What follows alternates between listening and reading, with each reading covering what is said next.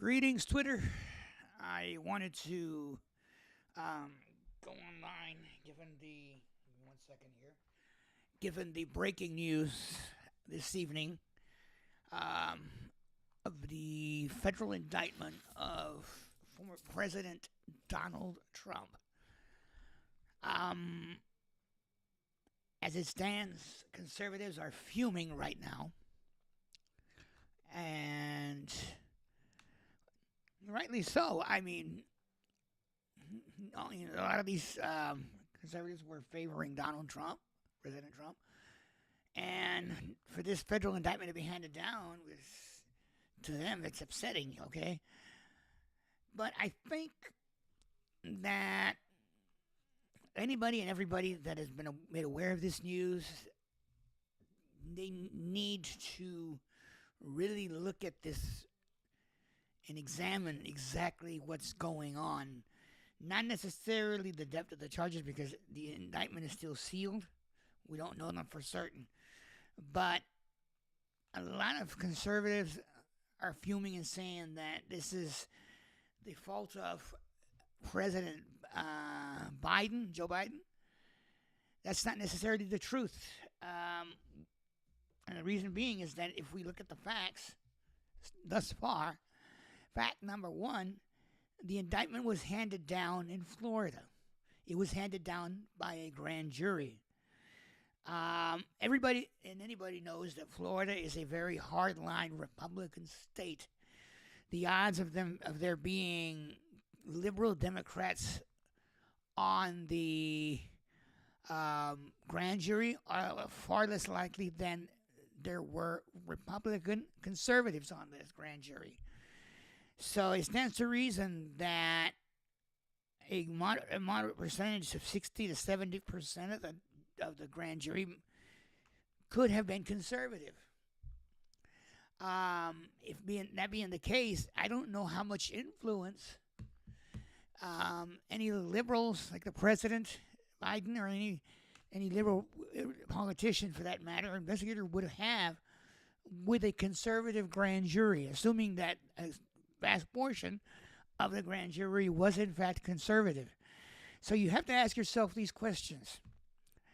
Number one, okay, the fact of the matter that this was done in a Republican conservative state, how much influence did the White House, did Democrat investigators, did any liberals have with respect to the outcome of this grand jury? All right. Number two, the fact of the matter is, you can call this conspiracy. You can call it wild imagination. For all I know, I can't speak with accuracy whether or not this is true. But I mean, it's worth supposing that one of the reasons why this indictment was and why this grand jury was summoned in Florida, one of which is because of the venue where the charges originated. But I think that in hindsight, this worked out better for the Justice Department because this indictment was handed down in a very intensely Republican territory. So the fact that there was liberal influence in this is going to be very, very, very minute, to say the least. Now here's another question.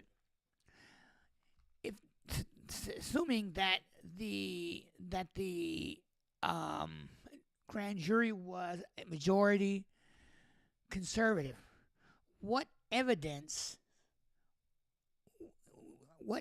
and how strong was the case that motivated these conservative jurors to come to this decision of indicting President Trump? There's a possible conspiracy that these could have been DeSantis supporters, and they were trying to buck out or edge out President Trump so that DeSantis could stand a better chance of winning the presidency. If you want to believe that, I mean, that's.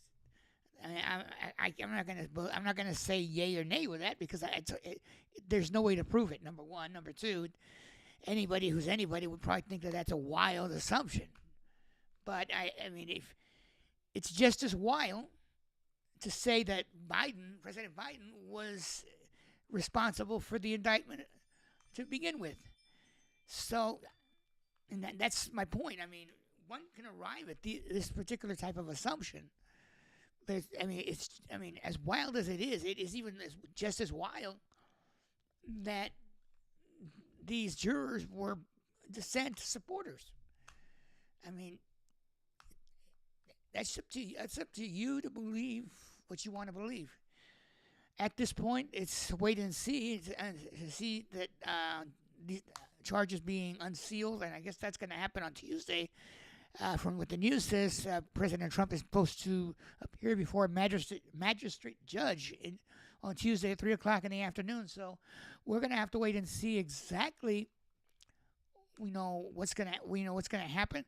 This is kind of the same process that he went through with the case, the indictment in New York. So we're just going to have to wait and see, what's going to happen. I posted a comment earlier on Twitter, and it blew up my phone with all the likes and retweets. And basically, I said this. I said, because Speaker McCarthy was saying that Biden was to blame, that he allowed the indictment now, or that he indicted President Trump. And all I did was point out a simple fact. The indictment was not handed out by President Biden. This indictment was issued by a grand jury in Florida. Plain and simple. I mean, plain and simple is a fact. I mean, it's an honest to God true fact. And it's really not, in my opinion, not debatable. But a lot of people respond saying, well, if you believe that Biden is blameless, then you're a fool. It's not a matter whether Biden has anything to do with it as far as my tweet or my reply was concerned. I was just stating a fact. If you're saying Biden indicted him, technically, in the literal sense, it's incorrect. So it was the grand jury in Florida that handed down the indictment. Needless to say, blew up my Twitter with all the likes, and I appreciate that. The retweets. All I was doing, as I said, was stating a fact, plain and simple. I also replied to a couple of people that commented, and I said, okay, well, if you want to believe that Biden was responsible for the indictment, you might as well believe, what I said earlier, that the grand jury was a pool of DeSantis supporters trying to edge out President Trump from the election. I mean, that's just as wild or just as believable as seeing, as I said earlier, Biden indicting President Trump. So, and I'll leave it to you, the Twitter viewer, what you want to believe, how you want to believe it.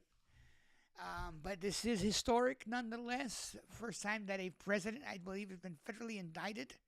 I don't think it even got that far with Nixon. Nixon resigned before the indictment could be handed down, and I don't think any other president has had an indictment handed down while they were in the presidency. So this is historic nonetheless. This is unprecedented, and we're just going to have to wait and see how this proceeds and see how far it's going to get. Many are saying that it's not going to make it, that the actual trial with these indictment charges is probably not going to occur until after the election or the cusp of the election. We don't know for certain. I mean, there's always a possibility that the federal prosecutors are going to want to expedite this to try to get him indicted before the election so that he can be, because given the urgency, they're not going to want somebody who is federally indicted to to run for the presidency. They're going to want to try to disqualify him given the severity of the charges. Another thing has been said is that if he were to win the presidency, once he does that, he can tell the DOJ to drop the charges. He could. Would look kind of suspicious, kind of what's the word I'm looking for? Kind of underhanded, but I guess it can be done. We don't know. Question is, will he make it? Will he get elected to the presidency? That's the question. And it's going to be a wait and see kind of thing, because if conservative jurors in Florida were able to believe the evidence and hand down an indictment, how many more conservatives are going to start forming the opinion that, well, yeah, maybe Trump is guilty, maybe Trump should be disqualified from running for the president? If the jurors were swayed in Florida and they were conservative, I mean, a lot more can be swayed against him between now and the election. Plain and simple. Well, thank you for your time. I just wanted to touch this topic real quick. As you can hear, my phone's going off. People are liking and retweeting my comments from earlier, and thank you for that. So I'm going to leave you be. Have a good night, and we'll keep monitoring this. If anything other news breaks out, we'll come back. We'll talk about it over the course of the next couple of days. In the meantime, have a good night and have a good weekend.